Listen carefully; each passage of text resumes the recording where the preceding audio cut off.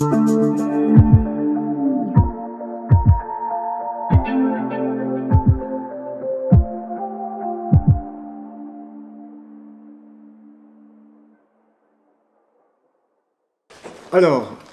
moi j'aimerais vous parler ce matin d'un livre, un livre très important qui s'appelle La République de Platon, bien sûr. Et j'aimerais vous parler du dernier livre de ce livre de Platon, le livre 10. Pourquoi? Parce qu'il y a dans ce livre une idée extraordinaire qui concerne notre thème d'aujourd'hui.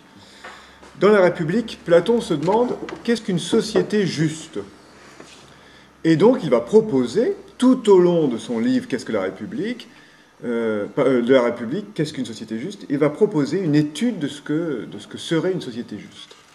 Et donc il envisage tout un tas de possibilités, il envisage différentes formes de régime politique, il envisage la dégénérescence possible de ces régimes politiques, et puis arrive le moment de conclure, le fameux livre 10, au moment de terminer cette étude de la société juste. Et il se dit, ben voilà, maintenant que nous avons fait tout ce parcours, concluons. Et au moment de conclure, voilà ce qu'il dit. C'est la toute première idée du livre 10. Et il dit, si nous voulons que la société soit juste, si nous voulons vivre ensemble de la façon la plus juste, une des premières choses à faire, si ce n'est la première chose à faire, c'est de chasser les artistes de la cité. Donc, Michel rappelait tout à l'heure qu'il mène un groupe de travail à Méribel sur l'art et la philosophie. Donc je remercie le maire d'accepter que des activités aussi subversives se passent dans sa cité, puisqu'aux yeux de Platon, voilà, il y a cette idée étrange. Alors, elle est étrange cette idée, hein, elle n'est pas facile à comprendre. Pourquoi Platon pense-t-il que pour que la société soit juste, il faut chasser les artistes? Alors, moi j'aimerais réfléchir avec vous sur cette idée. Et en fait, une des clés qui permet de comprendre cette idée, et qui permet de comprendre cette condamnation platonicienne de l'art, très très célèbre, c'est de voir que pour Platon, pour comprendre ce qu'est une société juste, il faut faire un détour, il faut passer par une autre question. Il faut réfléchir en fait sur qu'est-ce que c'est qu'un homme juste. Et donc on va faire ce détour. Je vous propose, moi, dans mon exposé aujourd'hui, de réfléchir sur ce que c'est qu'un homme juste.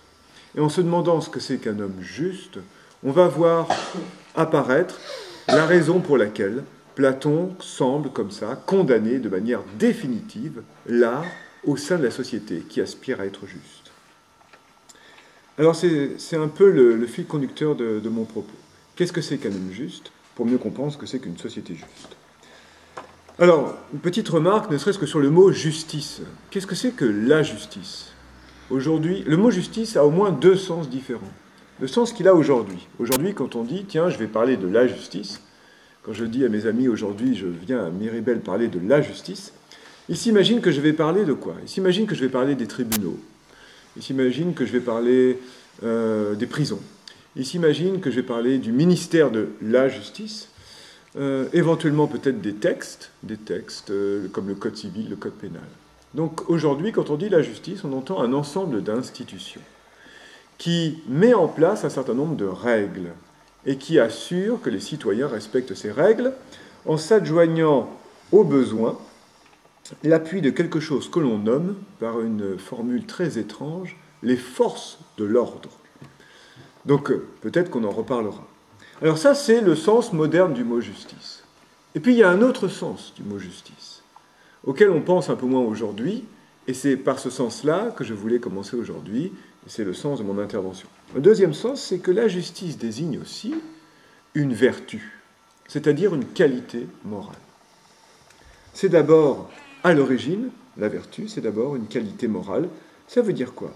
Ça veut dire quelque chose qui s'incarne dans une personne, quelque chose qui s'incarne dans ses actes, dans ses choix. C'est en quelque sorte, la justice, d'abord un homme juste. Alors, on va essayer de réfléchir sur qu'est-ce que c'est qu'un homme juste, et on va essayer de voir pourquoi aujourd'hui le sens institutionnel, un ensemble d'institutions qui visent à instaurer des règles, a pris le pas sur le sens moral ou éthique. La justice, c'est d'abord une qualité morale. Alors, pour réfléchir sur ce que c'est qu'un homme juste, partons d'une question toute simple. À quoi reconnaissons-nous un homme juste? Que fait un homme juste? Quels traits de caractère nous le montre comme étant, sans aucun doute possible, un homme juste. Pour répondre à cela, je vais vous proposer, pour rendre les choses très concrètes, de faire en quelque sorte le portrait de l'homme juste. Et pour que ce portrait soit complet, je ne vais pas vous proposer un portrait de l'homme juste, je vais vous proposer 3 portraits d'hommes justes. 3 portraits presque vivants, vous allez voir, très très présents, à travers des histoires très très célèbres et très importantes. Et nous verrons qu'effectivement, pour comprendre ce que c'est qu'un homme juste, on peut passer par ces portraits de l'homme juste qu'on trouve dans les grands textes classiques. Alors allons-y, je vous propose d'abord un premier portrait d'homme juste. Je vous propose de vous parler d'un homme qui était connu pour être justement un homme très juste, c'est le roi Salomon, le portrait du roi Salomon. Alors, où est-ce qu'on trouve ce portrait du roi Salomon? On trouve ce portrait du roi Salomon juste dans l'Ancien Testament, dans le premier livre des rois. Alors, dans l'Ancien Testament, cette figure du roi Salomon, elle incarne souvent la figure du souverain idéal et parfait. Le roi Salomon est un roi parfait. Pourquoi? À quoi tient sa perfection? Parce que c'est un roi juste. Donc la justice est la première qualité et la plus grande perfection du roi. On dit aussi que dans l'Ancien Testament, en général, Salomon, avec David, représente en quelque sorte une préfiguration du Christ, de Jésus, dans le Nouveau Testament. Il y aurait en quelque sorte un parallèle à faire. Alors pourquoi est-ce que le roi Salomon serait en quelque sorte comme ça une figure christique? Non pas parce qu'il meurt pour sauver l'humanité, non, au contraire. Ce qui permet de rapprocher le Christ et le roi Salomon, c'est la sagesse légendaire du roi Salomon. Il aurait reçu, nous dit-on, de Dieu, la connaissance du bien et du mal. Voilà une première caractéristique de l'homme juste. Qu'est-ce que c'est qu'un homme juste? C'est celui qui aurait la connaissance du bien et du mal. Et puis arrive donc le célèbre épisode qu'on appelle, juste comme ça, le jugement du roi Salomon. Comme s'il n'en avait rendu qu'un. En tout cas, il en a rendu un qui est si célèbre qu'il éclipse tous les autres. Alors je voudrais vous parler de cet épisode du jugement du roi Salomon. Alors je pense que vous le connaissez tous. J'ai remarqué que parmi mes élèves, beaucoup le connaissent, et même les enfants, même les jeunes enfants le connaissent, et retiennent facilement cette histoire. Alors, que nous dit cet épisode du jugement du roi Salomon? Je commence par la fin, je commence par vous lire la toute dernière ligne. Donc il va rendre son jugement, et voilà la conclusion de l'épisode. Tout Israël apprit le jugement qu'avait rendu le roi, et ils révérèrent le roi, car ils virent qu'il y avait en lui une sagesse divine pour rendre la justice. Alors, l'enjeu de l'épisode, c'est ça. La justice, c'est, pour le roi Salomon, un cadeau de Dieu, une sagesse divine. Donc on va bien voir pourquoi c'est un cadeau de Dieu. Alors, je vous rappelle en quelques mots l'histoire. Ou plutôt, je vais vous la relire à ma façon, l'histoire. Donc on dit que ce jugement aurait eu lieu entre 970 et 930 avant Jésus-Christ. Et que se passe-t-il? Donc, un matin, deux femmes qui vivent sous le même toit, dans la même maison, viennent voir le roi Salomon. Et elles viennent de donner naissance, toutes les deux, à quelques jours d'intervalle, à un enfant. Donc elles ont chacune eu un enfant. Or, l'un des deux enfants, au cours de la nuit précédente, est mort. Et toutes les deux, ces deux mères, prétendent être la mère de l'enfant vivant. Et personne ne veut reconnaître l'enfant mort. Et donc elles prétendent être toutes les deux être la mère du même enfant. Et donc on les amène devant le roi, et devant le roi, évidemment, elles se disputent la maternité de cet enfant. Et donc on demande au roi, quelle drôle d'idée quand même d'aller demander ça au roi, de décider, et de trancher, et de rendre la justice. Et rendre la justice, ça veut dire de rendre l'enfant à sa mère.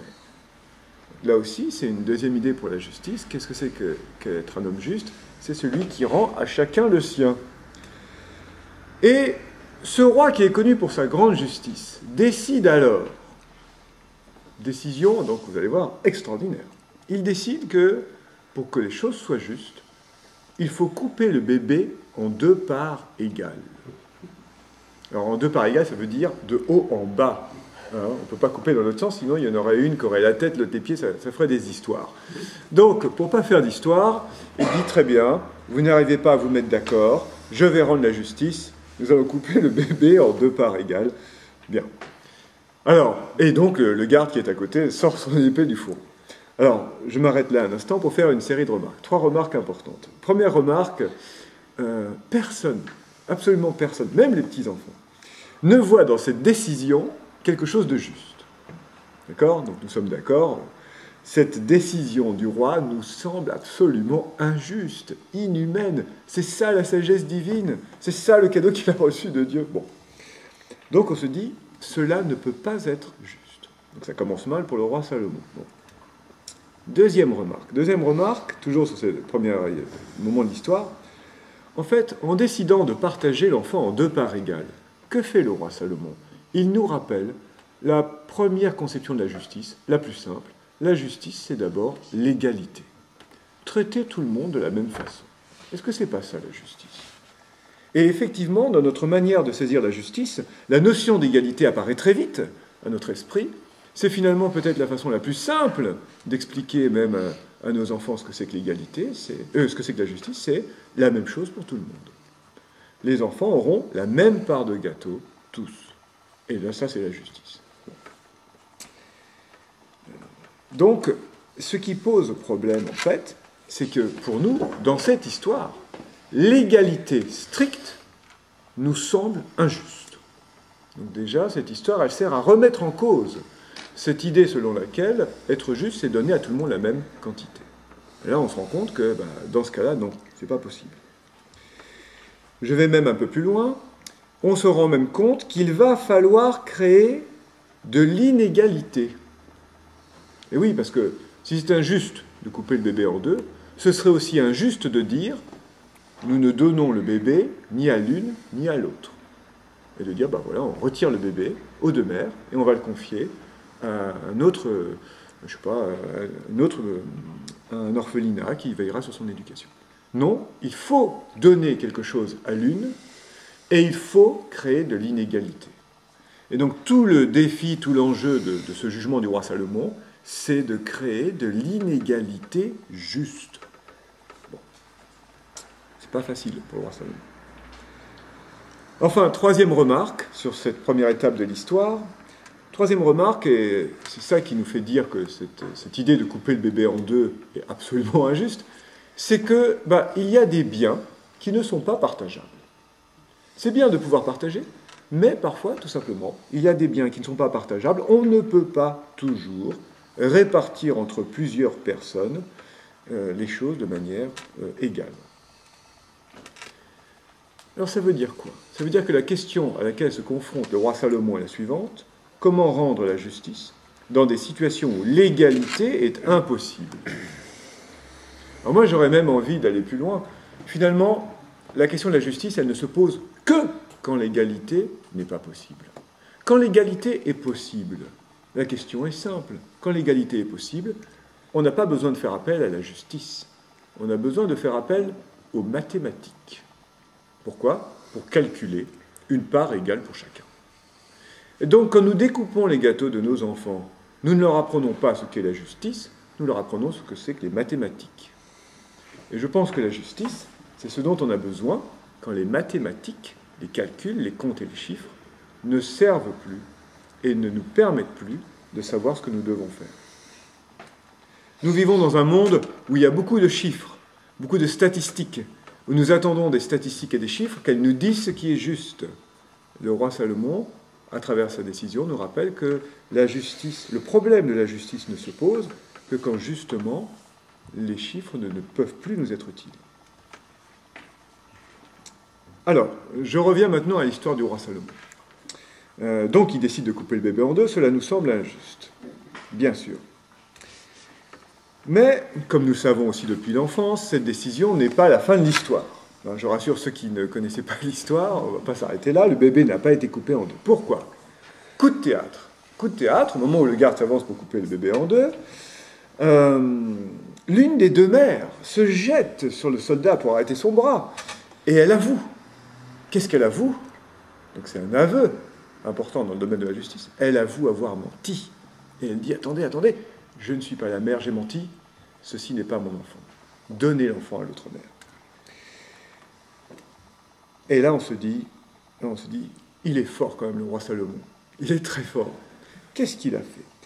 Il a fait semblant de vouloir couper le bébé en deux pour pousser la menteuse devant les conséquences et devant l'injustice qu'allait entraîner son mensonge à faire tomber le masque et à avouer son mensonge. On pourrait lire l'histoire comme ça. On pourrait dire, mais finalement, qu'a fait le roi Salomon? Il a supposé une égalité stricte pour faire apparaître une inégalité juste. Qu'est-ce qui se passerait si on appliquait l'égalité stricte? Ce serait injuste, et ce serait tellement injuste que la mère qui a menti d'elle-même reconnaît qu'elle a menti. Bon. Alors, ça c'est un autre point important concernant la justice. Nous sommes les héritiers de cette idée que la meilleure justice, c'est celle qui permet l'avènement ou le dévoilement de la vérité. Nous croyons que chercher la justice, c'est chercher la vérité. Et je pense que quand les gens vont aux tribunaux, quand les gens sont frappés par l'injustice et qu'ils demandent justice, parfois ils confondent demander la justice et demander la vérité. Nous voulons savoir ce qui s'est passé. Il y a un désir de vérité. Mais est-ce que c'est forcément aussi un désir de justice? Nous, on est les héritiers de cette superposition. Alors, où est-ce que je le vois? Dans l'importance qu'on donne à l'aveu. Qu'est-ce que c'est que l'aveu? C'est amener le criminel à dire la vérité, finalement. Il avoue. Il ne ment pas. Donc, deuxième grande caractéristique de l'homme juste ne ment pas. Il ne ment jamais. Sauf que le roi Salomon allait-il vraiment couper le bébé en deux? Est-ce qu'il n'a pas menti lorsqu'il a dit « coupons le bébé en deux » ? Il savait qu'il ne le ferait pas, peut-être. Bien. Donc, l'histoire aurait pu s'arrêter là. Et on aurait pu se dire, très bien, le roi Salomon est un homme juste. Mais, et vous le savez aussi, l'histoire ne s'arrête pas là. Deuxième coup de théâtre. À ce moment-là, que décide le roi Salomon? Le roi Salomon, connu pour sa justice, décide de donner tout l'enfant à la mère qui vient d'avouer avoir menti. Alors là, on se dit, c'est pas possible, ça c'est injuste. Elle a menti, elle avoue qu'elle a menti, et c'est elle qui a toute la part du gâteau. Non. Comment c'est possible que ce soit la justice? Alors, et pour tout le monde, c'est une évidence qu'il a rendu justice. Alors, qu'est-ce qu'on dit d'habitude? Bien sûr, l'interprétation classique de cette décision, qu'il faut voir comme quelque chose d'étrange, mais que nous voyons comme quelque chose de normal, l'interprétation classique consiste à dire que finalement, cette mère qui avoue avoir menti est la véritable mère, et qu'elle préfère voir l'enfant vivant dans les bras d'une autre, plutôt que d'avoir dans ses bras l'enfant mort, et même pas l'enfant menti. Donc, ça c'est l'interprétation. Tout est confus dans cette lecture. Tout. Pourquoi? D'abord, première remarque, nous ne savons pas si Salomon rend bien l'enfant à la mère qui a mis au monde ce bébé. Il donne l'enfant à la mère qui avoue avoir menti. Qui nous dit que c'est la même que celle qui a mis au monde l'enfant? Alors, dans la tête de mes élèves, c'est évident. Il rend l'enfant à qui, en fait? Il rend l'enfant à la meilleure des deux mères. Et pour mes élèves, la meilleure des deux mères, c'est forcément celle qui met au monde l'enfant. Or, dans le texte, rien ne le dit. C'est vrai qu'il faut donner l'enfant à la meilleure des deux mères. C'est pas forcément celle qui l'a mis au monde. Alors, on peut penser qu'aucune de ces deux mères ne sait de manière certaine à qui est l'enfant. Imaginons qu'elles ont donné naissance en même temps, on a mis les enfants dans la même pièce, et au petit matin, un des deux enfants est mort pendant la nuit, et l'autre est vivant. Mais comme deux nouveau-nés qui viennent de naître parfois se ressemblent, à qui est l'enfant vivant? Peut-être que les deux mères ne le savent pas. Ça veut dire quoi? Ça veut dire qu'à mon avis, Salomon ne se demande pas qui a mis au monde l'enfant. À aucun moment, Salomon, pour rendre justice, ne cherche à revenir dans le passé pour retrouver l'origine, pour retrouver la vérité dans le passé. Il ne demande pas au maire alors qui l'a mis au monde. Et ça me dit aussi autre chose sur l'homme juste. L'homme juste ne regarde pas vers le passé. Qu'est-ce qu'il fait le roi Salomon? Il décide de donner l'enfant à une mère plutôt qu'à une autre en regardant vers l'avenir. L'avenir de l'enfant. Qu'est-ce qui est le mieux pour l'enfant pour les années à venir? C'est d'être auprès d'une mère qui est prête à l'aimer suffisamment au point de préférer le voir vivant séparé d'elle que de le voir mort auprès d'elle. Et d'ailleurs, je rappelle que le propre d'un enfant, c'est qu'il est destiné à quitter ses parents, et que le propre d'un parent, c'est d'apprendre à aimer ses enfants lorsqu'ils sont loin de nous. Alors que si on ne les aime que lorsqu'ils sont près de nous, on risque effectivement de les étouffer. Donc, la vertu de justice ne consiste pas à se retourner sur le passé, elle consiste au contraire à porter son regard sur l'avenir. Dernière remarque, c'est peut-être la plus importante sur ce portrait du roi Salomon. Ce regard vers l'avenir n'a pas immédiatement pour moi la forme d'une sentence. Je pense que ce regard sur l'avenir consiste à se demander, finalement, qu'est-ce que c'est qu'être une bonne mère? Une question redoutable, hein, j'en ai bien conscience. Et puis j'ai élargi, hein, qu'est-ce que c'est qu'être un bon parent, finalement? Qu'est-ce que c'est qu'être un bon parent? C'est une question difficile, mais c'est une question essentielle. Et c'est peut-être ça que veut dire le roi Salomon. C'est peut-être ça que veut faire Salomon face à ces deux femmes. Avant d'être mère, avant d'être parent, demandons-nous, qu'est-ce que c'est qu'être un bon parent pour notre enfant? Ça veut dire que pour rendre la justice, il faut se représenter l'avenir, et se représenter l'avenir comme quelque chose qui dépend de nous, sur lequel on peut intervenir, qu'on peut construire. Ce n'est pas une fatalité. Et c'est à nous de réaliser cet avenir. C'est une des raisons d'ailleurs pour lesquelles la peine de mort ne peut pas être juste, parce que la peine de mort oblitère ou annule toute possibilité d'avenir. Il n'y aura pas de changement dans l'avenir. La peine de mort n'est pas une peine qui porte son regard sur l'avenir, une peine qui porte son regard sur le passé, si vous voulez, qui porte son regard sur la demande de vérité de la famille, de la victime, enfin, de la famille ou des proches de la victime. Donc ça, c'est une histoire, vous voyez, qui est très très riche et de manière très concrète, qui nous donne à voir le portrait d'un homme juste, qui crée de l'inégalité, qui finalement donne droit à quelqu'un qui avoue avoir menti, et tout cela nous semble absolument juste. J'ajoute une dernière remarque, avant de passer au deuxième portrait, une dernière remarque qui me semble très importante. L'histoire de ce jugement célèbre s'achève dans le texte au moment où le roi attribue l'enfant à la meilleure des deux mères, donc celle qui saura l'aimer. Et il n'est à aucun moment question de punir l'autre mère. Ça veut dire que la question de la punition est totalement absente de cette réflexion sur la justice. Pour nous, aujourd'hui, nous pensons la justice en termes de punition. C'est presque deux mots qui vont presque ensemble. Et qui dit justice dit tribunal, et qui dit tribunal dit prison, et tout ce que vous voulez. Bon. Il y a ici une réflexion très profonde sur la justice, sans à aucun moment rencontrer la question de la punition. On peut rendre justice sans punir. Qu'aurait ajouté de plus la punition? Il y a une mère qui va se retrouver sans enfant, c'est probablement la mère qui a menti. Alors ça, c'est aussi un point important. L'homme juste, c'est pas la même chose, peut n'être pas forcément celui qui sait punir. Alors, il y a quand même un problème dans cette histoire, qui fait que je ne m'arrêterai pas qu'à ce portrait. Si tout marchait bien dans ce portrait, je m'arrêterais là et je me dirais, ben voilà, qu'est-ce que c'est qu'un homme juste? Le roi Salomon. Alors il y a un problème, il y en a même deux. Le premier problème, c'est un roi. Nous ne sommes pas tous rois. En quoi cette histoire me concerne-t-elle? En quoi cette histoire nous aide-t-elle, nous, à être des hommes et des femmes justes? Faut-il attendre d'être roi, d'avoir à rendre des sentences, d'être juge, pour se poser cette question? Je ne le pense pas. C'est pour ça qu'on va voir la suite. Je pense que cette question, qu'est-ce qu'être un homme juste, on doit tous se la poser, même si on n'est pas juge, même si on n'est pas roi. Comme la question qu'est-ce qu'être un bon parent? Il faut se la poser.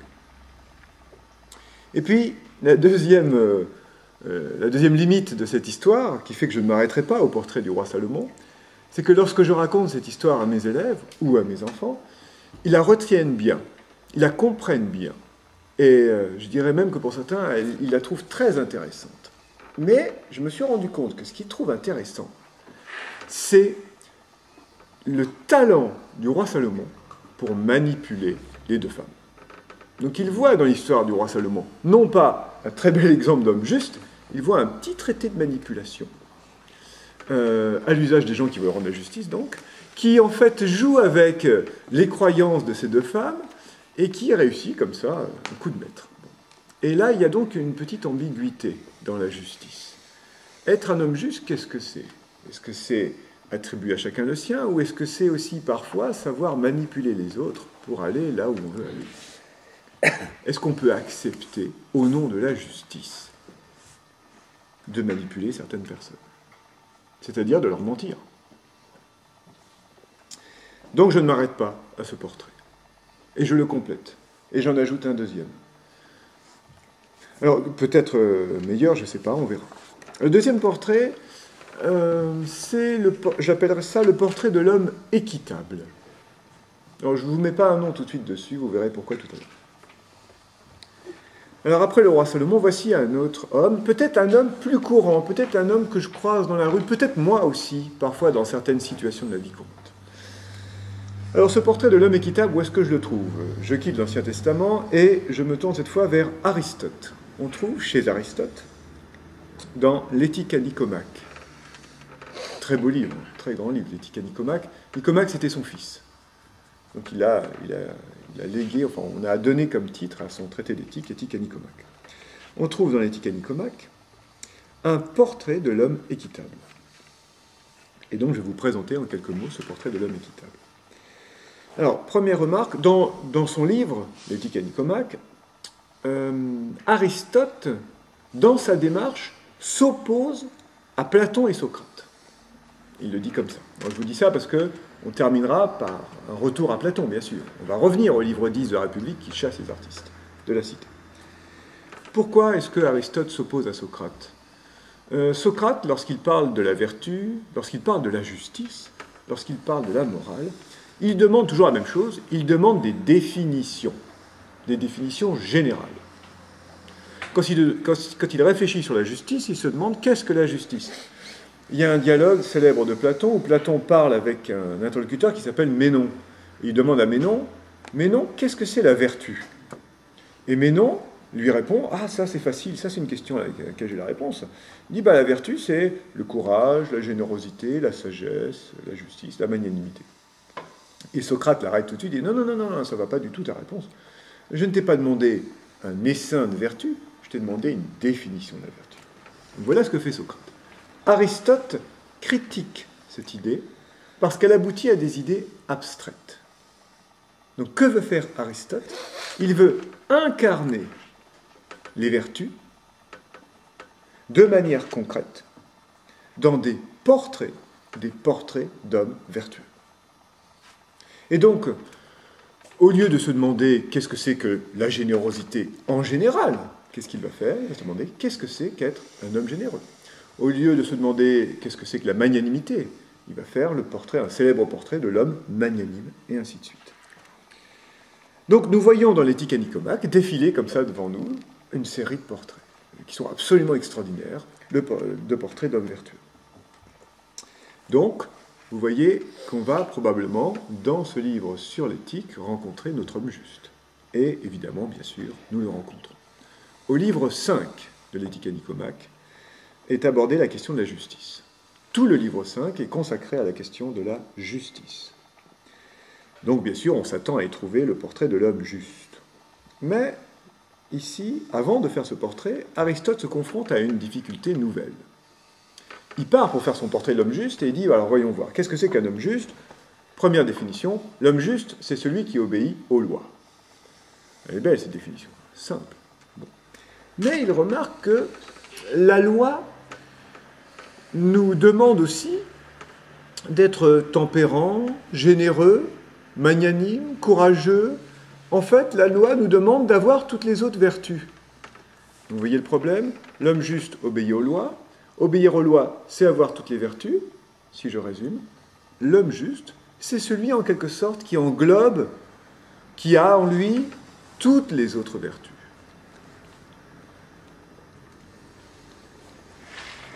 C'est ce qui fait dire à Aristote que la justice est la plus parfaite des vertus. Donc je vous donne cette citation d'Aristote. On considère la justice comme la plus parfaite des vertus, et ni l'étoile du soir, ni l'étoile du matin ne sont ainsi admirables. La formule est célèbre, hein, ni l'étoile du soir, ni l'étoile du matin ne sont ainsi admirables. Vous voyez la justice briller au firmament des vertus. Alors la justice est une vertu complète qui englobe tous les autres, et donc le portrait de l'homme juste, qu'est-ce que ce serait? Aristote ne l'a pas encore fait. Le portrait de l'homme juste serait en quelque sorte un portrait de l'homme total, qui aurait en lui en fait toutes les vertus. Et il faudrait en fait relire toute l'éthique à Nicomaque, lire à toute vitesse tous ces portraits, et à force de les lire de plus en plus vite, on finirait par comme ça avoir une image de l'homme juste. Bien. Mais voilà qu'apparaît le concept d'équité. Et là, nous allons voir apparaître une contradiction ou un problème, une difficulté dans ce que dit Aristote. Aristote se dit, au fait, qu'est-ce que c'est que l'équité? Cela ressemble à la justice. L'équité, ça ressemble à la justice, sans être la même chose que la justice. Alors pourquoi? Pourquoi est-ce que ça ressemble? Aristote dit, on ne dirait pas d'un homme équitable qu'il est injuste. Oui, un homme équitable, c'est un homme juste. Mais en même temps, on ne peut pas superposer les deux concepts. On ne peut pas dire que l'équité et la justice sont exactement pareils. Pourquoi? Et là, écoutez bien ce que dit Aristote, parce que l'équité est supérieure à la justice. Alors, vous voyez le problème? Il vient de dire, la justice, c'est supérieur à tout, et il tombe sur l'équité, qui est supérieure à ce qui est supérieur à tout. Bon, donc on va essayer de comprendre qu'est-ce qu'il veut dire par là. Et c'est pour répondre à ça qu'on voit apparaître, au chapitre 14 de ce livre 5, le portrait de l'homme équitable. Donc vous voyez où je veux en venir? Il n'y a pas de portrait de l'homme juste, il y a en fait un portrait de l'homme équitable, qui va expliquer, de la façon la plus concrète, ce que c'est que la justice. Alors, je vous présente ce portrait en 3 points. Il a 3 grandes caractéristiques, vous allez voir, l'homme équitable. Alors, premier point, il faut partir de cette idée, dit Aristote, que la justice parfaite est impossible et introuvable. C'est pas possible. Alors, il ne dit pas la justice n'est pas de ce monde. Il dit la justice parfaite n'est pas réalisable. On ne peut pas lui reprocher néanmoins, vous allez voir. Alors pourquoi elle n'est pas possible, cette justice parfaite? Alors vous allez voir, la justice, comme institution, je veux dire là, hein, la justice non pas comme vertu mais comme institution, formule des lois qui par définition sont générales. Première idée. La justice, c'est un ensemble de lois générales. Or, la spécificité de ces lois générales, c'est qu'elles doivent s'appliquer à des cas qui, par définition, eux, sont toujours particuliers. D'accord? Et voilà le problème. Il y a un décalage inévitable entre, d'un côté, la généralité des lois, et de l'autre côté, la particularité des cas sur lesquels les lois statuent. Généralité et particularité. Alors, on peut bien penser après des tas de moyens de passer d'un à l'autre, mais cela condamne la justice à être imparfaite. Cela condamne les lois à forcément, puisqu'elles sont générales, se confronter un jour à un cas si particulier qu'elles ne l'ont pas prévu. Alors, attention, que dit Aristote? Il dit, c'est inévitable, mais on ne peut pas renoncer à l'idée de justice pour autant. Ce n'est pas une raison suffisante pour se dire, alors s'il n'y a pas de justice parfaite, faisons l'économie de la justice. Vivons dans l'injustice la plus totale. Il faut des lois, même imparfaites. Mais il faut aussi, dit Aristote, imaginer un mécanisme pour adapter les lois générales au cas particulier. D'accord? Et vous avez compris. Comment va s'appeler ce processus d'adaptation de la loi générale au cas particulier? Comment va s'appeler ce dont on doit faire preuve pour savoir adapter la loi générale au cas particulier? Tout cela se résume en un mot, il faut de l'équité. Donc voilà la première idée concernant l'équité d'Aristote. L'équité, c'est d'abord ce qui permet d'adapter la loi générale au cas particulier.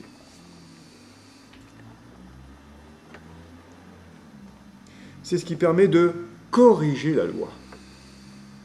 C'est extraordinaire. Vous voyez en quoi déjà ça va être supérieur à la justice.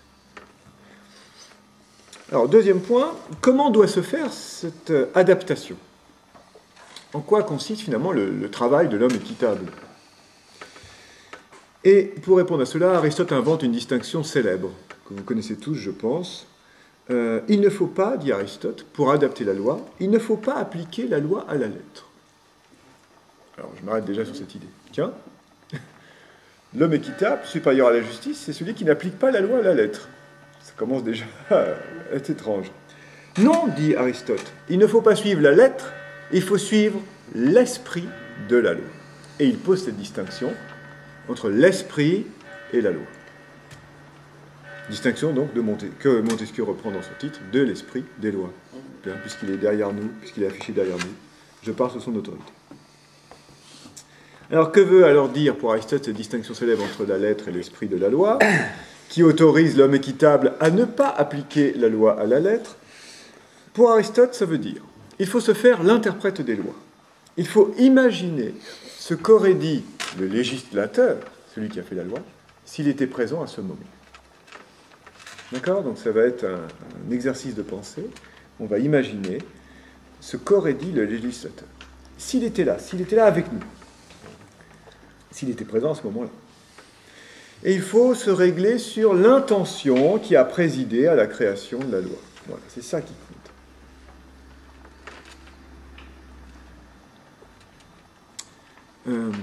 Alors je vous donne un exemple d'homme équitable, ou d'équité. Il y a une loi qui dit qu'il ne faut pas fumer dans les bâtiments publics. C'est la loi. D'accord? Et donc, dans les établissements scolaires, il est interdit de fumer. C'est la loi. Et donc, que font nos élèves qui respectent la loi? Eh bien, ils ne fument pas dans l'enceinte de l'établissement. Et donc, ils vont à la porte de l'établissement, ils font un pas hors de l'établissement, et ils fument. Donc, ils ne sont pas dans l'enceinte de l'établissement. Donc, je dirais qu'ils respectent la loi à la lettre. D'accord? Maintenant, on peut se demander quel est l'esprit de la loi. Quelle était l'intention du législateur? L'intention du législateur n'était pas de déplacer dans l'espace les fumeurs. D'accord? Vous voyez le problème. L'intention du législateur était d'amener chacun à essayer de fumer moins. Donc ce n'est pas un problème d'espace, c'est un problème de quantité. Et donc, on peut imaginer que si on suit l'esprit de la loi, même si on est un pas en dehors du lycée, on choisisse de soi-même, pour cette fois-là, de ne pas fumer. D'accord? Faire preuve d'équité envers soi-même. Mais on peut imaginer aussi l'inverse. On peut imaginer que dans certaines circonstances très particulières, on puisse autoriser quelqu'un à fumer dans l'enceinte de l'établissement. Parce qu'il y a des circonstances très particulières. Et donc, que fait l'homme équitable? Pourquoi je prends cet exemple? L'homme équitable, parfois, par équité, décidera de faire ce que la loi interdit. Alors ça va nous poser problème. Si l'homme juste, c'est l'homme équitable, et si l'homme juste, c'est celui qui obéit aux lois, l'homme équitable aussi, c'est celui qui parfois sait désobéir aux lois. Alors, ça, c'est une des difficultés de l'équité. Alors, Aristote s'en sort en disant les choses de la façon suivante. C'est le dernier point de son analyse. Finalement, l'homme équitable, c'est aussi celui qui sait renoncer à ce qui lui est dû.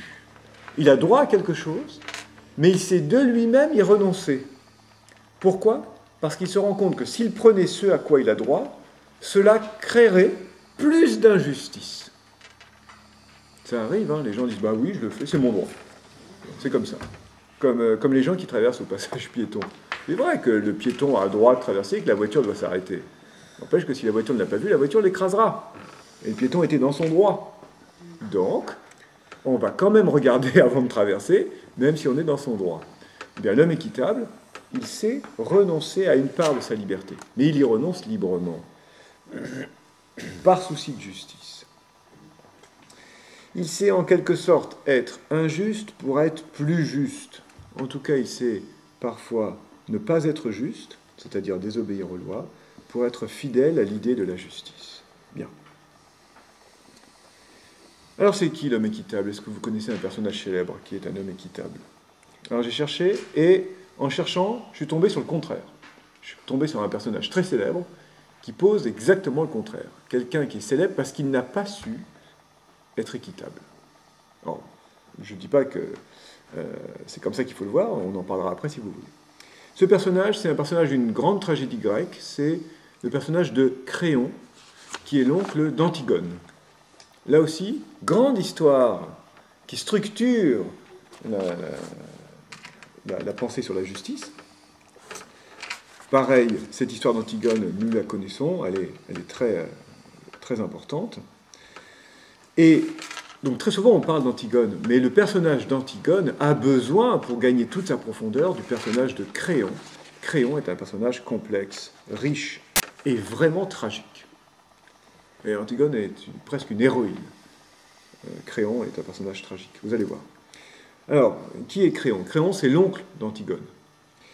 Il devient le roi de Thèbes lorsque les deux frères d'Antigone, Éthéocle et Polynice, qui devaient se succéder l'un à l'autre au trône de Thèbes, se font la guerre et s'entretuent parce qu'ils ne voulaient pas céder la place à l'autre.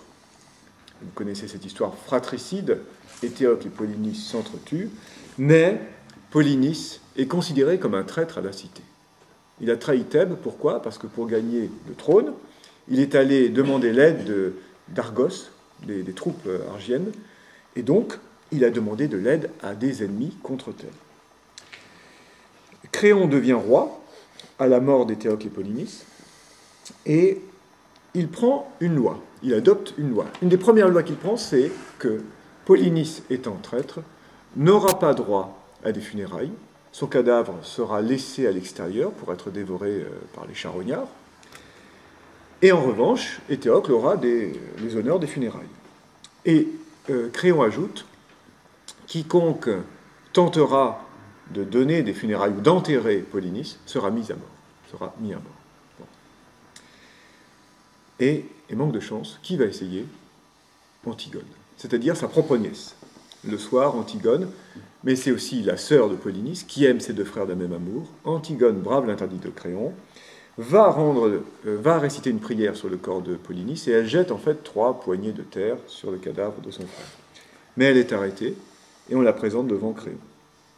Et là, la question se pose à Créon. Est-ce que j'applique la loi que j'ai moi-même édictée en plus? Et est-ce que je mets à mort ma nièce, que j'aime de tout mon cœur? Et ben voilà, on a une situation bien tragique là, c'est ce qu'il faut. Le personnage de Créon donc demeure alors, vous savez, inflexible. Pourtant, tout le monde le supplie de faire une exception. Son propre fils, Aimon qui est fiancé d'Antigone, lui dit, s'il te plaît, ne tue pas ta nièce, ne tue pas ma fiancée. Le devin, le grand devin Tirésias lui dit, renonce à ne pas enterrer Polynice, fais ensevelir Polynice, c'est pas bon signe. Et lorsque finalement il décide de revenir sur sa décision, c'est une vraie tragédie, c'est trop tard, ils arrivent dans la cellule d'Antigone, Antigone s'est pendue. Quand son fils voit ça, son fils se tue. Et quand la femme de Créon voit que son fils est mort, sa femme se tue. Oui, c'est la tragédie. Oui, c'est une vraie tragédie. Bon. Et donc, il ne reste plus que Créon, seul.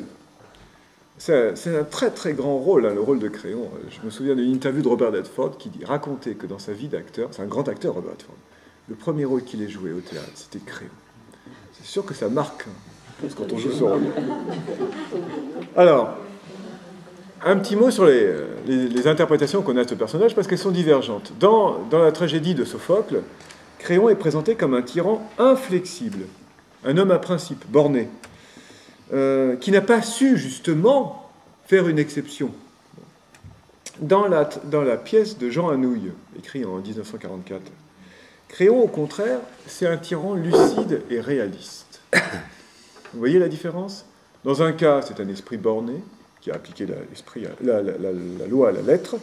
Dans l'autre cas, il est lucide et réaliste, et il n'est pas dépourvu d'humanité dans la pièce d'Anouilh, puisqu'il essaye de sauver Antigone il lui demande de se taire ou de ne rien dire. Et dans la pièce d'Anouilh, en fait, les deux cadavres d'Éthéocle et Polynice sont méconnaissables. Donc on ne sait même pas qui on a enterré. C'est juste pour faire un exemple que Créon décide d'enterrer l'un des deux et de laisser l'autre sans sépulture. Mais comme les deux cadavres sont méconnaissables, on ne sait pas vraiment. Peut-être qu'on a enterré Polynice.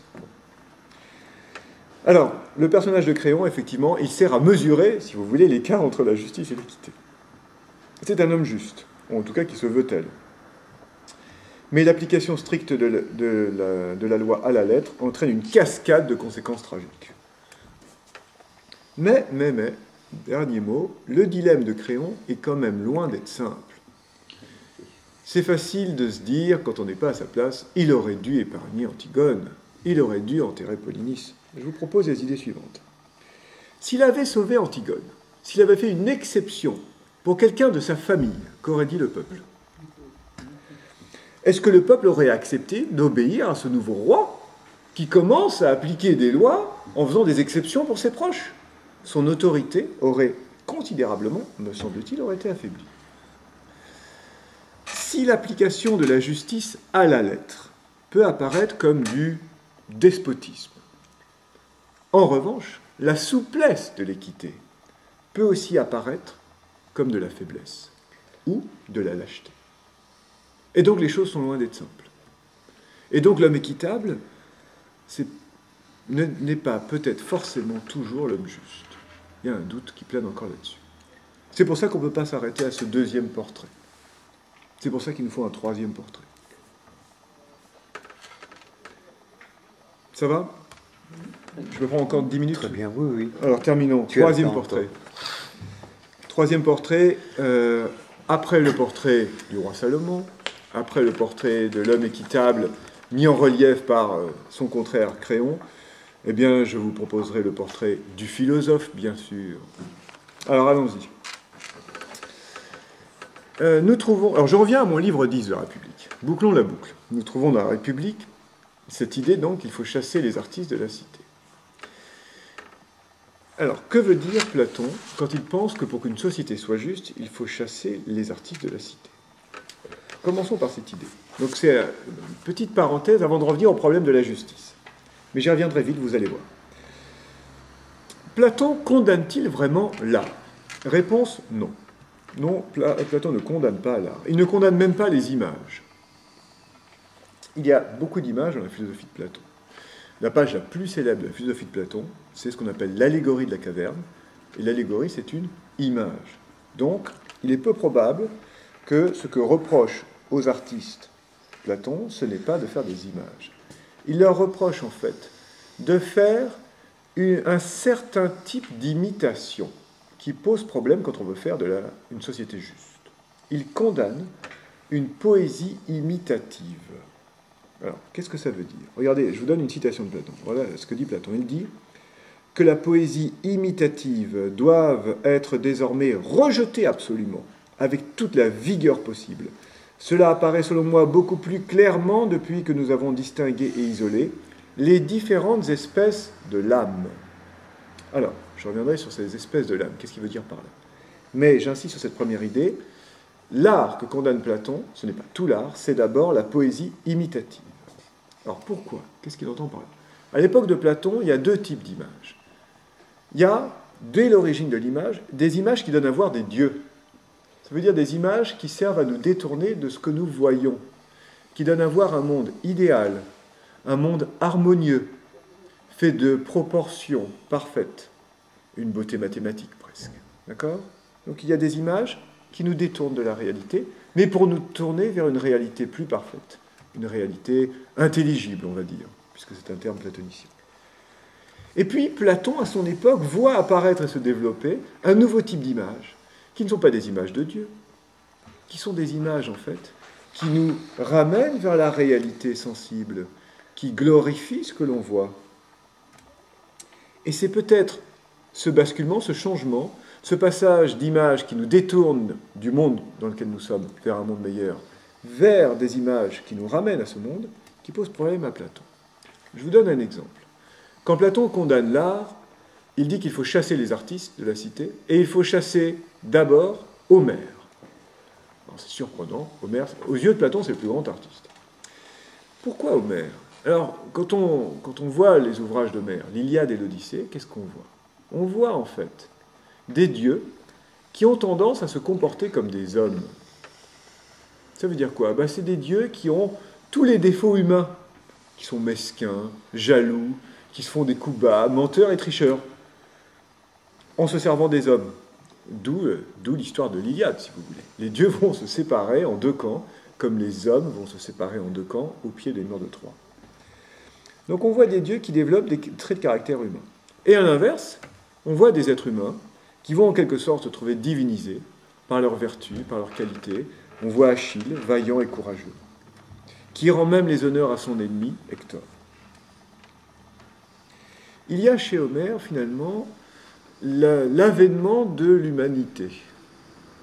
Et donc un peu l'éclipse comme ça de ces divinités qui se mettent à avoir des traits de caractère humain.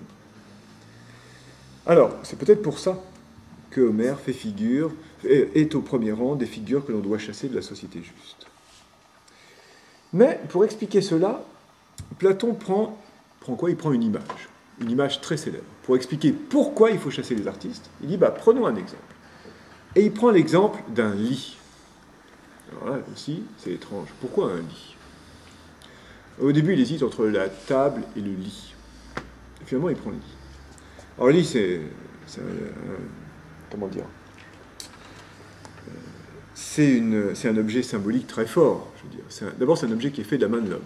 Vous allez voir que c'est important pour la suite. C'est le lieu où, très souvent, on donne naissance. C'est là qu'on commence notre vie. C'est aussi, malheureusement, souvent, le lieu où on finit notre vie. C'est le lieu où l'on dort. C'est le lieu où l'on aime. C'est le lieu où l'on rêve. On s'échappe vers d'autres mondes. Alors, que dit Platon? Il dit, voilà, prenons un lit, par exemple. Lorsqu'un artisan fabrique un lit, qu'est-ce qu'il fait, un artisan? Il se règle sur ce que doit être un lit, sur l'idée générale d'un lit. Qu'est-ce que c'est qu'un lit?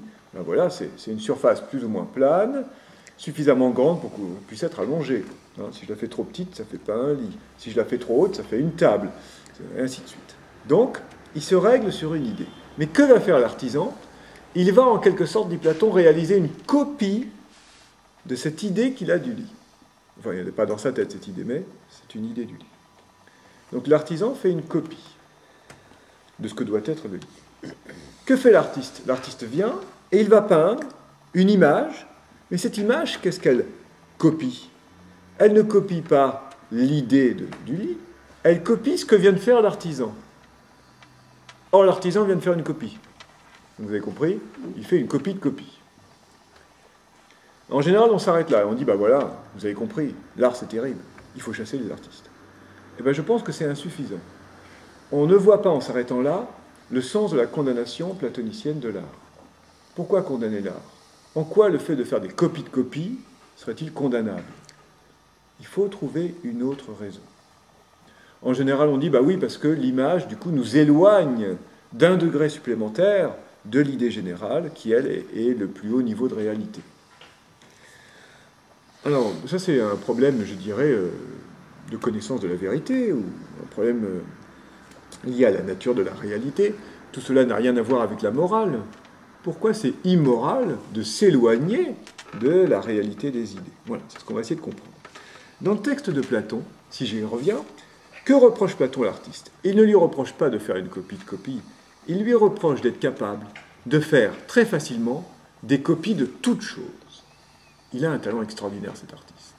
L'artisan, qui sait faire des lits, il fait des lits. Mais il ne se met pas à faire des voitures, ou des boutons de porte, ou ce que vous voulez, ou des coussins. Le menuisier ne fait pas des coussins. L'artiste, il peut faire une image de lit, il peut faire une image de coussin, il peut faire une image de maison, il peut faire une image de bouton de porte, il peut faire une image de tout ce qu'il veut. Il a un talent extraordinaire qui se caractérise par l'infinie diversité des images qu'il produit. L'artisan produit des images, mais toujours le même type d'image. L'artiste produit ce qu'il veut. Je vous lis le texte. Regardez comment il décrit l'artiste. Il dit, Socrate parle avec son interlocuteur et lui dit « Tu vas bientôt le déclarer encore plus admirable, car ce même artisan, en fait il parle de l'artiste, ce même artisan, l'artiste, est non seulement en mesure de produire tous ces meubles, mais encore produit-il tous les végétaux qui viennent de la terre.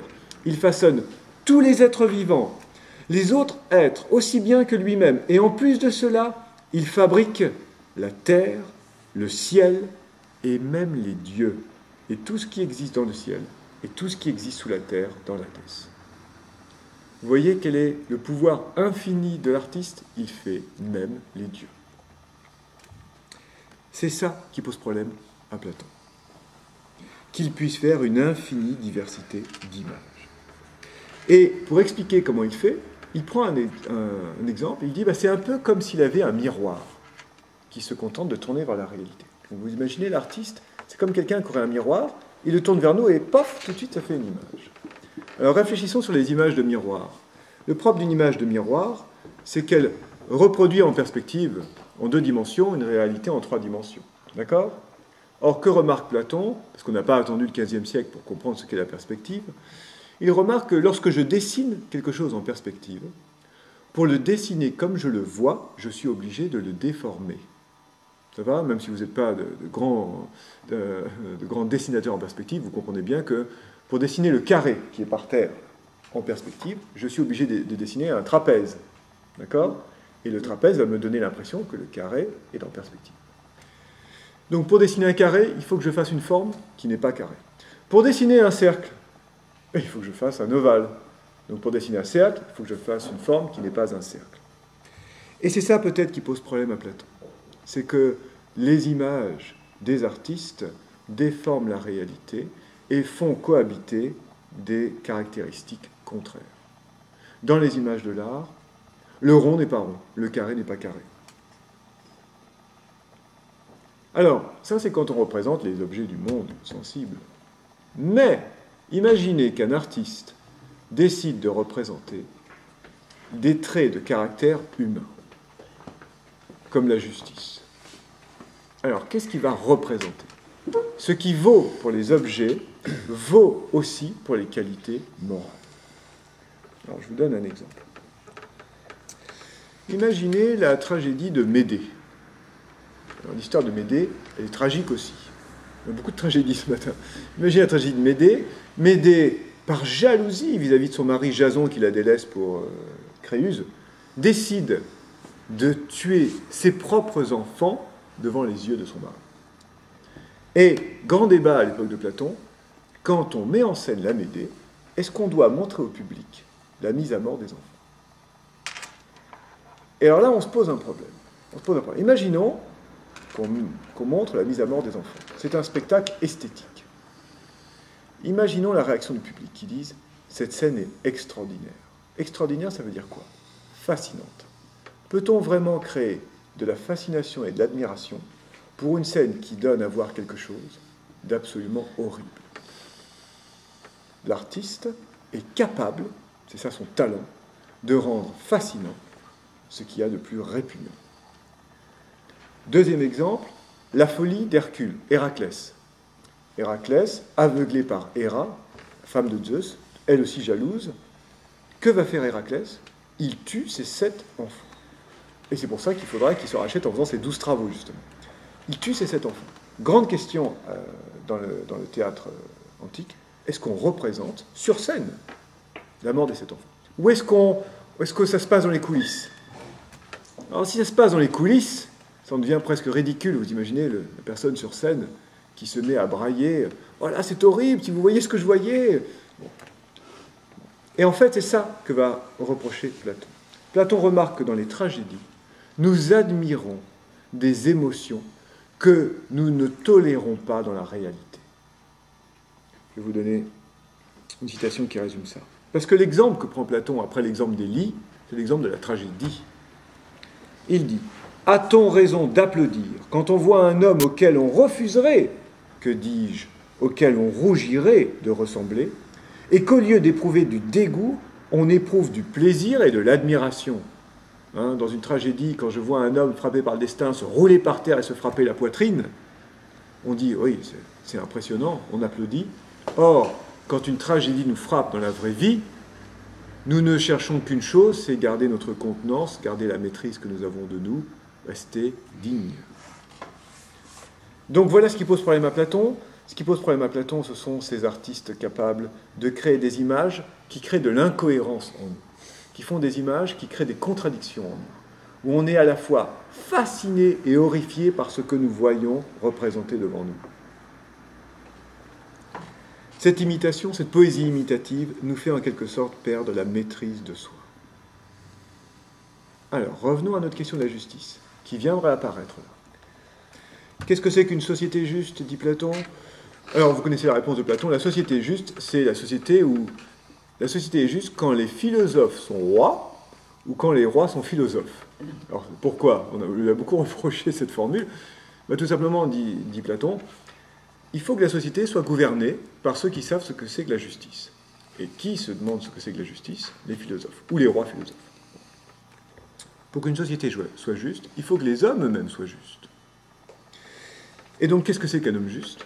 C'est un homme qui est capable de garder une certaine maîtrise de soi.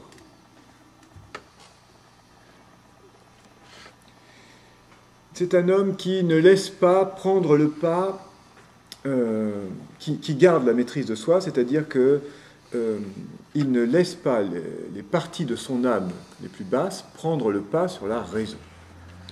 Et je vais revenir sur cette idée.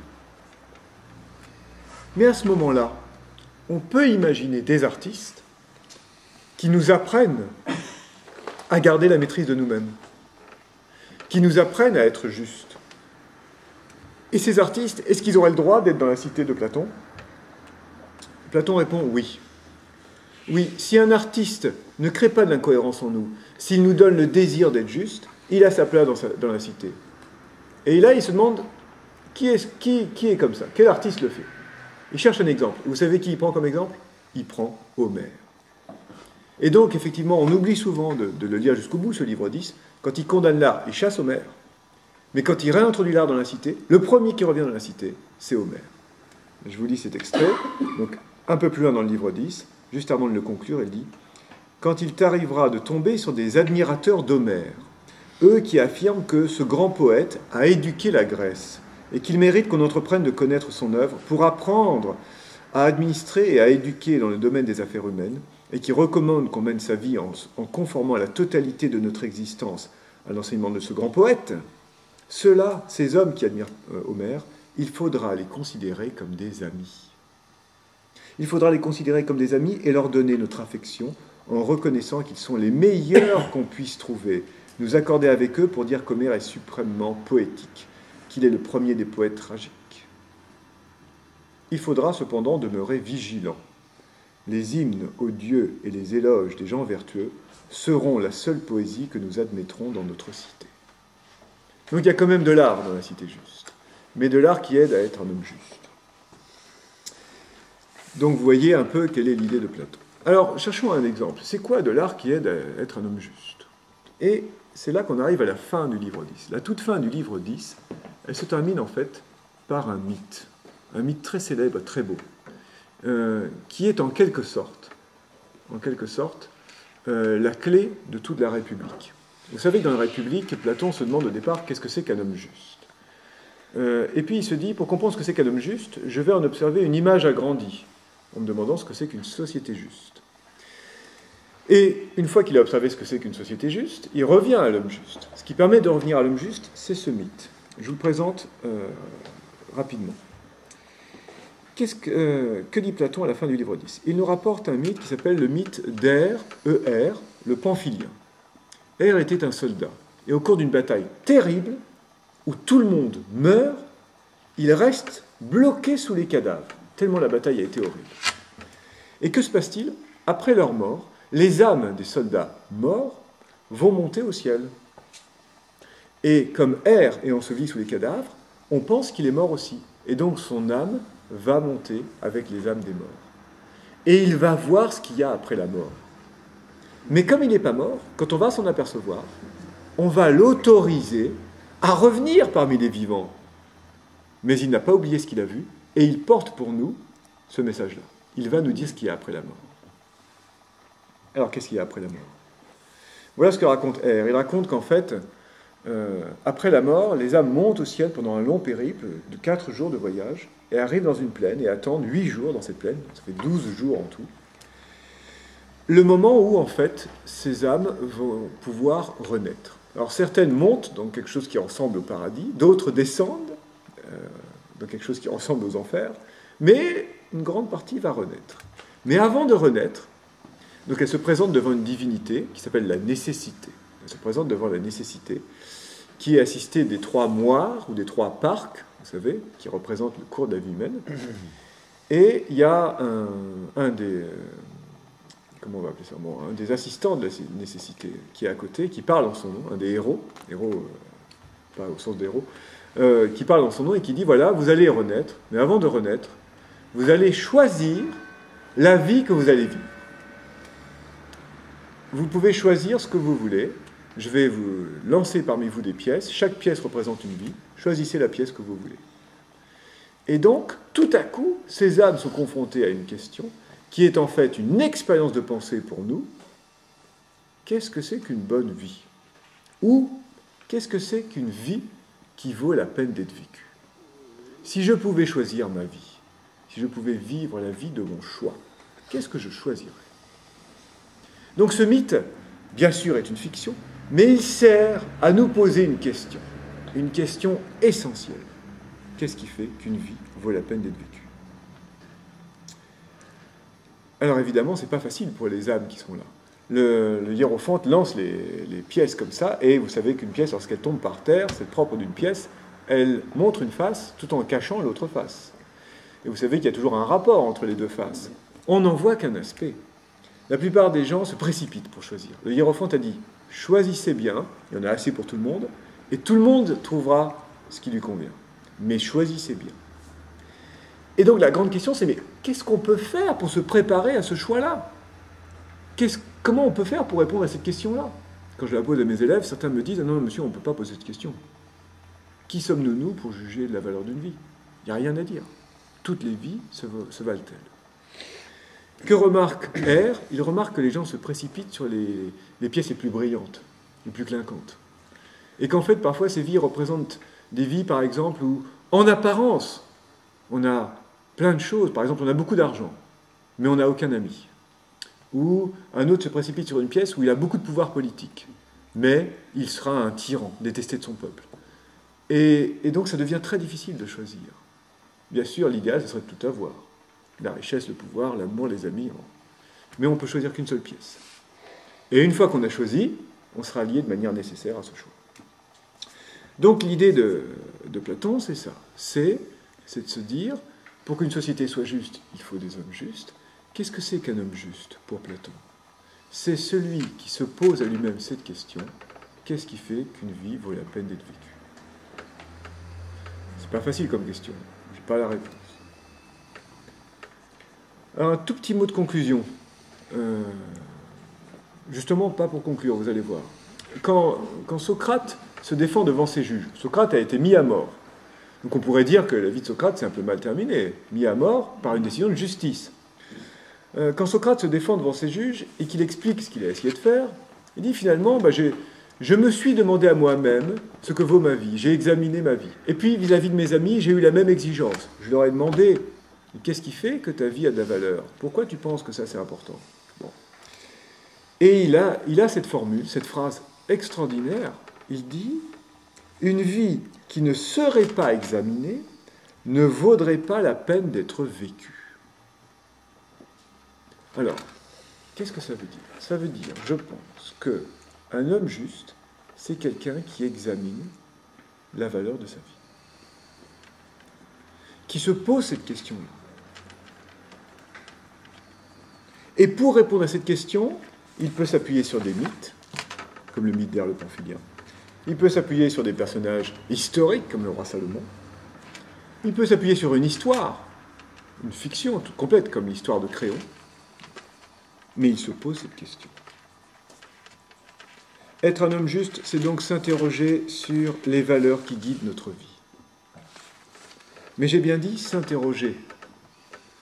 Ça veut dire quoi? Ça veut dire que, malheureusement, dans le temps qui m'est imparti, je ne vous dirai pas quelle est la réponse à la question « Qu'est-ce qui fait qu'une valeur vaut la peine d'être vécue ?»